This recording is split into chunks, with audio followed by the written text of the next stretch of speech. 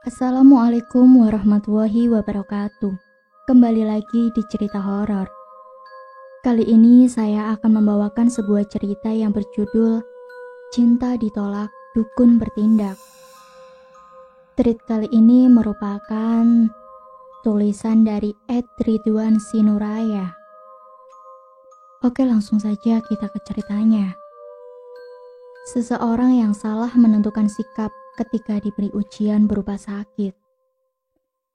Aku mengenal seorang wanita bernama Jasmine. Dia seorang gadis yang merantau dari kota yang tak jauh dari kotaku saat ini. Dia memutuskan untuk tinggal di kota ini karena ajakan temannya. Temannya ini bernama Dila. Dila bekerja di salah satu PT di kota Batam. Dan Dila ini mengajak Jasmine untuk ikut bekerja di PT tempatnya bekerja itu. Singkat cerita, setelah 6 bulan Jasmine bekerja, dia dekat dengan seorang pria bernama Tio. Tio ini adalah leader di tempatnya bekerja itu. Semenjak dekat dengan Tio, Jasmine selalu pulang pergi kerja bersama Tio karena rumah Tio dan kos Jasmine tak begitu jauh jaraknya. Di saat hubungan kedekatan mereka sudah berjalan kira-kira 2 bulan, Jasmine mendadak tak mau lagi diantar jemput oleh Rio. Itu karena Jasmine baru saja dijodohkan dengan seorang pria oleh ayahnya.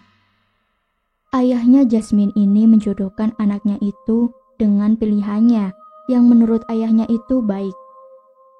Dan semenjak saat itu, retaklah hubungan Jasmine dan Tio. Dan mereka tampak saling menjauh, walaupun sesekali Tio masih sering menawarkan tumpangan kepada Jasmine. Tetapi Jasmine berusaha untuk tetap menjauh, karena dia sadar sudah dijodohkan oleh ayahnya. Tapi lama-kelamaan Jasmine tak bisa menyembunyikan rasa sukanya kepada Tio. Dia merasa kehilangan setelah beberapa minggu tak lagi dekat dengan Tio. Dan pada akhirnya, Jasmine mengikuti isi hatinya untuk kembali dekat lagi dengan Tio. Walaupun Dila selalu menasihati Jasmine, tapi mau bagaimana lagi? Jasmine tampak nyaman dengan Tio dibanding dengan pria yang dijodohkan oleh ayahnya itu. Pada akhirnya, ayahnya Jasmine tahu dengan kedekatan Jasmine dan leader di PT-nya itu. Dan ayahnya tak dapat berbuat banyak karena tak mungkin juga memaksakan kehendaknya kepada anak sematawayangnya itu. Tapi berbeda dengan pria yang dijodohkan ayahnya itu. Dia sepertinya sangat menyukai Jasmine karena memang Jasmine ini berparas cantik dan juga baik. Pria itu bernama Bima. Bima tampak tak terima dengan keputusan sepihak ayah Jasmine yang membatalkan perjodohan itu. Di sini cerita dimulai. Bima memutuskan untuk pergi ke Batam menemui Jasmine dengan bermodalkan alamat PT tempat Jasmine bekerja yang dia dapat dari Dila, temannya Jasmine itu. Sesampainya Bima di Batam, dia langsung menghubungi Dila dan meminta Dila untuk mengajak Jasmine bertemu dengannya. Tapi Jasmine berusaha menghindar. Jasmine berusaha agar tak bertemu dengan Bima, karena dia memang tak mencintai Bima. Jasmine yang merasa risih dengan Bima yang setiap harinya datang ke tempat kerjanya, akhirnya mau menemui Bima dan saat itu, Jasmine menjelaskan bahwa dia memang tak mencintai Bima, karena dia sudah terlanjur jatuh cinta kepada Tio. Dan mungkin perkataan Jasmine itu membuat Bima sakit hati dan menyimpan dendam. Tapi Bima tak berhenti mengejar Jasmine sampai Bima rela menunggu Jasmine di kosnya sampai Jasmine pulang kerja. Dan lagi-lagi, Jasmine tak meresponnya. Hal itu Bima lakukan setiap harinya sampai Jasmine merasa benar-benar risih dan terganggu akan kehadiran Bima itu. Sampai akhirnya Jasmine memilih berpindah kos. Dia pindah kos tanpa sepengetahuan Bima agar Bima berhenti menerornya. Jasmine ini ngekos di sebelah rumahku. Jadi, di malam itu, aku mendengar seperti suara orang yang sedang pindahan. Dan setelah aku mengintip dari jendela, ternyata benar, itu adalah Jasmine yang pindah di samping kanan rumahku. Aku belum mengenal Jasmine waktu itu. Aku baru mengenalnya ketika dia mengetuk pintu rumahku untuk meminta tolong, mengusir tikus kecil di kamar kosnya waktu itu. Dan di awal perkenalanku dengan Jasmine ini, tak ada yang aneh. Aku hanya sering melihatnya dijemput dengan seorang pria yang bernama Tio itu. Sampai pada akhirnya, Jasmine tak terlihat beberapa hari, dan segerombolan teman satu PT-nya datang menjenguk Jasmine yang terbaring lemas di kamarnya itu. Katanya, Jasmine ini sudah mencoba berobat ke dokter, tapi dokter tak menemukan penyakit di tubuhnya, dan dia memutuskan untuk dirawat di kos saja. Aku merasa aneh dengan penyakit Jasmine ini. Dia tak bisa menggerakkan tubuhnya sama sekali, dan anehnya, dia selalu berteriak setiap jam menunjukkan pukul 12 malam. Teriakannya itu selalu terdengar setiap malam, semenjak dia sakit. Padahal, selain jam 12 malam, Jasmine tak bisa berbicara sedikit pun. Dia hanya bisa menggerakkan kedua matanya saja. Kira-kira sudah 2 minggu Jasmine sakit dan sudah banyak berobat kemana-mana, tapi tak membuahkan hasil. Sampai akhirnya aku melihat sebuah mobil terparkir di depan kosnya, dan keluarlah seorang pria dengan perawakan layaknya seorang dukun. Pria itu membakar beberapa dupa sambil membaca mantra, memasuki kos Jasmine. Tentu hal itu menarik perhatianku, dan aku memutuskan untuk melihat apa yang sedang terjadi sebenarnya. Sesampainya aku di kos Jasmine, aku melihat Jasmine sedang dimantra-mantrai oleh dukun itu. Dan di saat itu, beberapa anak kos juga melihatnya. Dan juga ada Tio saat itu yang menemani Jasmine. Karena melihat itu, aku merasa Jasmine sudah salah mengambil jalan dalam pengobatan penyakitnya. Dan aku mencoba memanggil Tio untuk keluar dari kos itu, karena aku mau mencoba menyampaikan pesan ke Jasmine lewat Tio. Aku berbisik kepada Tio agar dia membujuk Jasmine agar tak meneruskan pengobatannya dengan dukun itu. Tapi entah apa yang ada di pikiran Jasmine. Dia malah menatapku seperti tak suka dengan adanya aku di situ. Dan ya, aku memutuskan untuk pulang saja dan tak memperdulikannya lagi mulai saat itu. Tapi malangnya nasib. Ternyata di malam itu, Jasmine mengalami nasib malang. Saat ritual pengobatan Jasmine itu, sang dukun meminta semua orang keluar dan membiarkan mereka berdua di dalam kamar itu. Dan sungguh bodohnya Tio dan anak kos yang lainnya menuruti kemauan dukun itu. Terjadilah ritual pemandian bunga 7 rupa yang dilakukan dukun itu. Tapi saat itu bukannya diobati, Jasmine malah dilecehkan oleh sang dukun. Dukun itu memanfaati keadaan Jasmine yang tak berdaya dan bahkan tak bisa berbicara itu. Sang dukun memuaskan nafsunya dengan Jasmine yang tak bisa berbuat apa-apa itu. Bahkan sekedar untuk berteriak pun sudah tak bisa. Setelah selesai memuaskan nafsunya, sang dukun kembali memperbolehkan Tio dan yang lainnya untuk masuk. Saat itu, Jasmine sudah terlihat baru saja dimandikan, tapi sorot mata Jasmine seakan ingin memberitahu Tio akan kebejatan dukun ini. Tapi sayangnya, Tio tak begitu merespon kode dari Jasmine itu. Sampai akhirnya, dukun itu berpamitan pulang dan tampak meneteskan air mata dari sudut mata Jasmine yang menangis tanpa suara, seakan menangisi nasibnya itu. Selang beberapa menit setelah dukun itu pulang, Jasmine terus menatap ke sebuah pena yang biasa dia jadikan sarana untuk berkomunikasi dengan Tio, karena Jasmine sudah tak bisa berbicara. Tio yang melihat itu segera mengambilkan kertas dan pena, dan dia meletakkan di tangan Jasmine. Jasmine tampak seakan mengumpulkan seluruh kekuatannya yang masih tersisa. Dengan tangan bergetar, Jasmine menuliskan sesuatu di selembar kertas itu. "Aku diperkosa." Tio sangat kaget membaca itu, dan dia terlihat sangat marah sampai berteriak, dan teriakannya itu membuatku kembali penasaran akan apa yang terjadi dengan mereka. Aku kembali melihat dari jendela rumahku, tapi aku hanya melihat Tio yang sedang menelepon sambil menangis. Ternyata Tio menelepon pamannya. karena dukun tersebut adalah teman dekat pamannya Tio.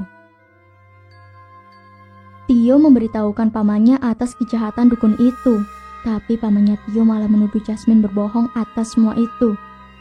Aku yang awalnya tak peduli dengan Jasmine, mendadak jadi kasihan dengan nasibnya, dan aku kembali keluar rumah untuk melihat kondisi Jasmine.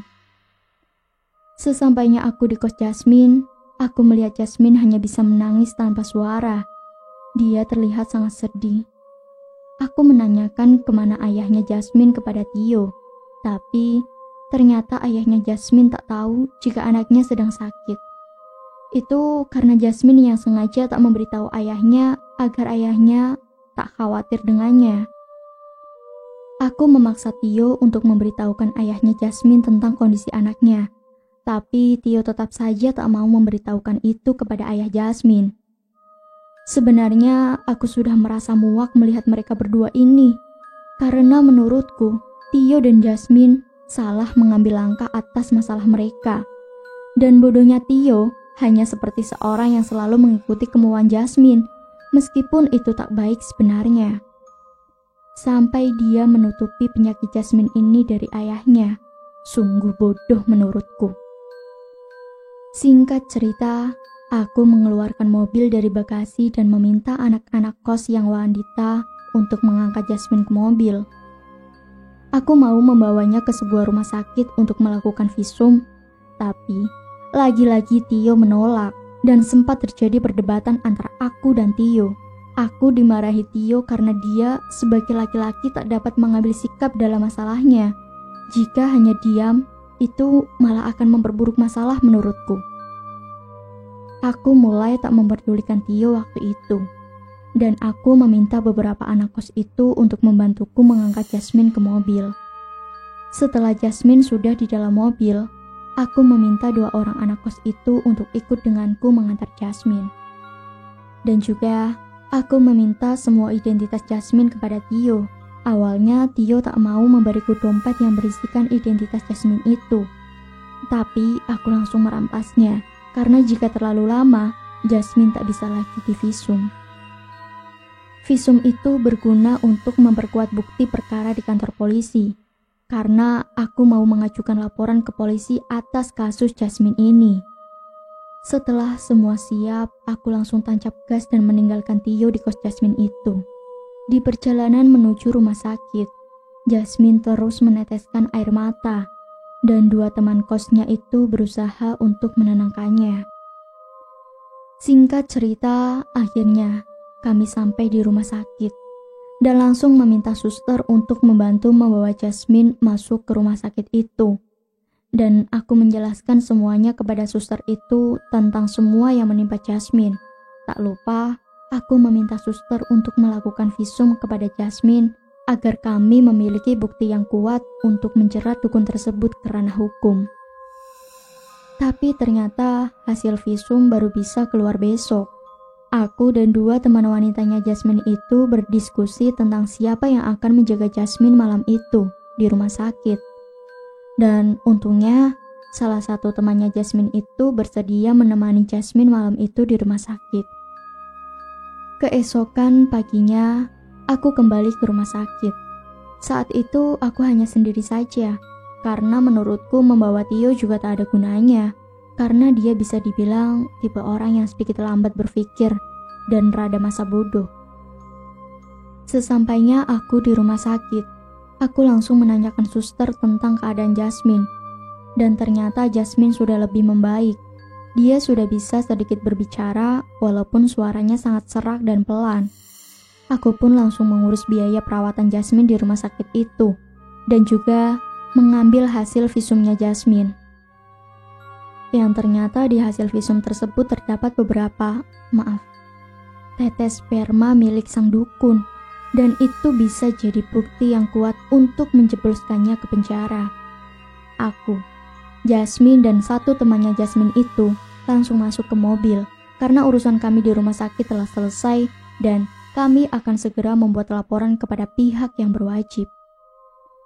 Sesampainya di kantor polisi, kami langsung mengajukan laporan serta hasil visum sebagai satu-satunya bukti waktu itu. Penyidik polisi itu menanyakan beberapa hal kepada Jasmine sebagai isi laporannya, dan polisi meminta beberapa saksi untuk datang ke kantor. Jasmine lalu menghubungi Tio agar datang ke kantor polisi, dan juga Jasmine meminta Tio membawa pamannya karena pamannya juga akan dimintai keterangannya waktu itu. Singkat cerita, setelah semua proses pembuatan laporan itu selesai, kami bersama beberapa polisi langsung mendatangi rumah sang dukun itu. Tapi kami berbeda mobil dengan Pak Polisi itu. Setelah sampai di depan rumah dukun itu, terlihat ada istrinya yang sedang memberi makan ayam peliharaan mereka. Kami segera turun dan langsung menanyakan keberadaan dukun itu kepada istrinya. Dan karena sudah tak dapat mengelak, akhirnya sang dukun menyerah tanpa perlawanan. Meskipun di waktu penangkapan ada beberapa warga yang memberikan pukulan kepada dukun itu mereka lakukan karena mereka merasa geram dengan dukun cabul tersebut. Singkat cerita, dukun dan pamannya Tio pun diinterogasi di kantor polisi, dan setelah selesai proses pemeriksaan, akhirnya dukun tersebut mengakui kesalahannya dan bersedia menerima hukuman. Tapi lain dengan pamannya Tio. Pamannya ini terlihat panik dan seperti tak mau ikut campur dalam masalah ini. Padahal, dukun itu adalah rekomendasi pamannya kepada Tio yang ingin membawa Jasmine berobat waktu itu. Setelah beberapa hari proses hukum berlangsung, tibalah saat persidangan kasus tersebut. Dan akhirnya, dukun itu dinyatakan bersalah dan dijatuhi hukuman selama 7 tahun penjara. Sementara pamannya Tio menerima 3 bulan penjara saja. Setelah semua itu selesai, tibalah waktunya untuk membawa Jasmine berobat. Aku dan satu temannya Jasmine itu membawa Jasmine ke rumah seorang ustadz. Sesampainya di rumah ustadz itu, kami bertiga langsung dipersilakan masuk. Karena sebelumnya memang aku sudah membuat janji dengan ustadz ini untuk membawa Jasmine ke rumahnya untuk diruqyah. Jasmine waktu itu masih belum bisa menggerakkan badannya. Dia hanya bisa berbicara pelan saja waktu itu. Ustadz itu meminta Jasmine untuk berbaring di sebuah kasur yang biasa ustadz itu pakai untuk meruqyah pasiennya. Dibaringkanlah Jasmine di kasur itu. Dan ketika baru saja dibaringkan, Jasmine sudah menunjukkan tanda-tanda bahwa dia diguna-guna. Sebab Jasmine terlihat sudah dirasuki sesuatu waktu itu. Ustadz itu pun menyarankan agar tangan dan kaki Jasmine diikat saja, karena ketika itu Jasmine telah kerasukan dan dia memberontak. Akhirnya kami semua berusaha mengikat Jasmine di atas kasur itu. Ustadz itu pun langsung memulai proses ruqyahnya, yang kira-kira seperti ini. Ustadz itu membacakan ayat kursi. Setelah itu, ustadz tersebut mencoba berdialog dengan Jasmine yang dirasuki itu. Tapi dia tak membahas apapun ucapan ustadz itu. Jasmine hanya memberontak dan pada akhirnya, ustadz tersebut mengatakan, "Jika kamu tidak mau keluar dari tubuh anak ini, maka akan saya potong tangan kamu atas izin Allah. Sekarang, cepat keluar atau mau saya paksa." Tapi lagi-lagi, Jasmine hanya memberontak. Dan ustadz tadi langsung melanjutkan bacaan ayat ruqyah. Alhamdulillah, Jasmine akhirnya muntah yang cukup banyak, dan dia sudah terlihat lepas dari gangguan sihir atau guna-guna itu. Jasmine tampak sangat lemas sambil mengeluh sakit di bagian perutnya.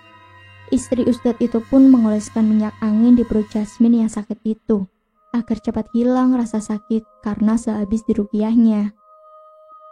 Singkat cerita, setelah kira-kira 1 jam setelah selesai diruqyah, Jasmine sudah bisa berdiri, walaupun kakinya terlihat getar-getar seperti belum kuat untuk menopang dirinya sendiri. Kami bertiga izin pulang kepada ustadz itu, dan tak lupa mengucapkan terima kasih atas bantuannya. Dan kami pun pulang. Setelah sampai di kos Jasmine, dia langsung meminta kawan-kawan kosnya itu untuk membantunya membereskan barang-barang dan juga baju-bajunya, karena Jasmine akan pulang ke kampungnya besok pagi, karena katanya dia sangat trauma dengan kejadian ini. Sampai di sini cerita horor kali ini. Banyak sekali pesan moral yang dapat kita ambil dari cerita ini. Tingkatkan yang baik, hilangkan yang buruk. Wassalamualaikum warahmatullahi wabarakatuh.